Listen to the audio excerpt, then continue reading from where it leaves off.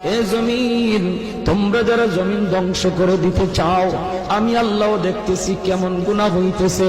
যেই মানুষে আমি আল্লাহ এত আদর করে বানাইলাম, আসমান আল্লাহ বানাইছেন কুন ফায়াকুন বইলা, ফেরেশতা আল্লাহ বানাইছেন কুন ফায়াকুন বইলা, জমিন আল্লাহ বানাইছেন কুন ফায়াকুন বইলা, কিন্তু আমারে আপনারে আল্লাহ পাক কুন ফায়াকুন বইলা বানায় নাই।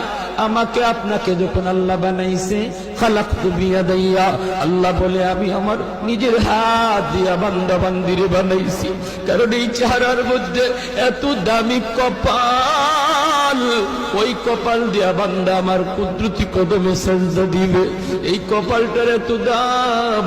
এই কপাল কুন ফায়াকুন বললে হয় না, এই কপাল ফেরেশতাদের হাতে বানাইলেও হয় না, আমি আল্লাহ নিজের হাতে বানাইছি।